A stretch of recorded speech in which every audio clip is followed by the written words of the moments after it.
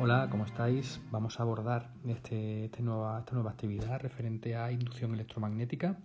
Quizá el problema en este enunciado está en entender cómo tenemos que disponer la espira para poder definir las direcciones y sentidos de los vectores que tenemos que utilizar de forma correcta y no perdernos en el planteamiento, pero en sí el problema es bastante sencillo.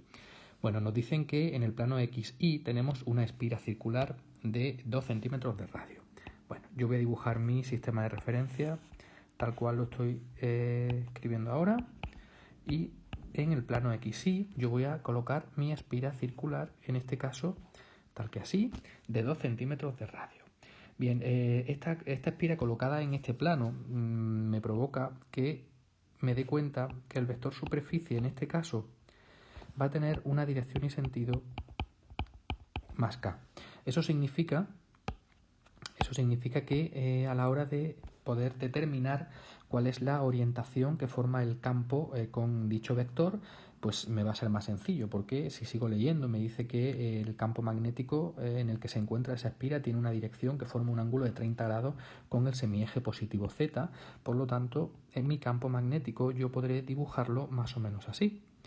Es decir, el vector superficie y el eje Z coinciden, por lo tanto, aquí van a existir, o es donde se van a encontrar los 30 grados que forma el vector B con el vector superficie en este caso.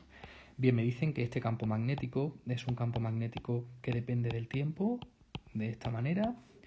Luego observamos que si T aumenta, B también aumenta, por lo tanto, al ser un B variable, va a existir una inducción electromagnética en la espira colocada en el plano XY.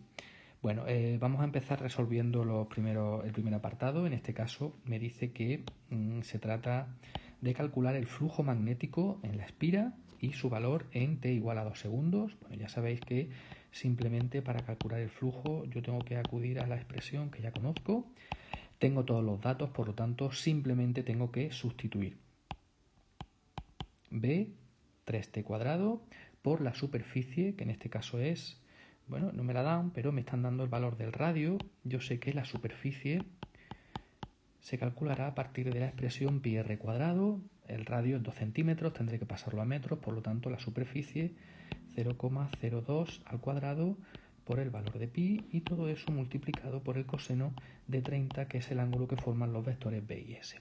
Bueno, operando sin equivocarnos tenemos 3,26 por 10 elevado a menos 3 t cuadrado Weber como valor del flujo magnético a través de la espira. Veis que se trata de un flujo no lineal, además de un flujo dependiente del tiempo de forma cuadrada, por lo tanto al derivarlo vamos a obtener una fuerza electromotriz que también va a depender del tiempo. Bueno, para calcular el flujo a los 2 segundos simplemente tendré que sustituir 3,26 por 10 elevado a menos 3. Este t lo sustituimos por directamente el 2 al cuadrado y obtenemos un valor de 1,3 por 10 elevado a menos 2 Weber como valor del flujo magnético en ese instante de tiempo en concreto.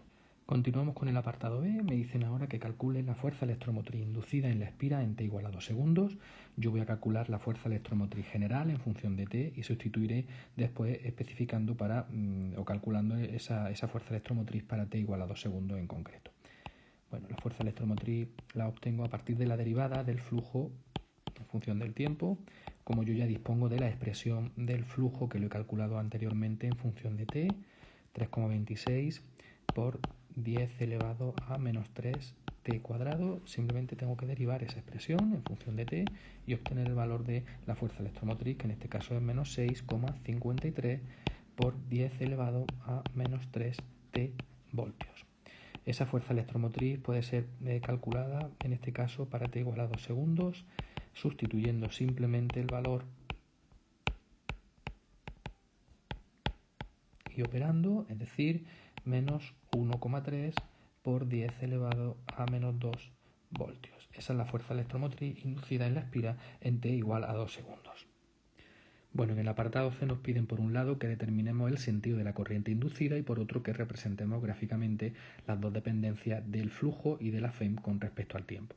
Para la primera cuestión tendremos que acudir a la ley de Lenz. Ya sabéis que la fuerza electromotriz se va a oponer siempre a la causa que lo produce o que la produce. En este caso sabemos que B aumenta con tiempo, por lo tanto lo que está ocurriendo a través de la espira es un aumento de líneas de campo salientes por el mismo plano que yo veo, por el plano de la espira que tengo delante de mí. Por lo tanto, la fuerza electromotriz tiene que oponerse a ese aumento de líneas de campo salientes, de tal manera que el campo magnético inducido deba de entrar por la misma cara por las que salen las líneas del campo magnético inductor.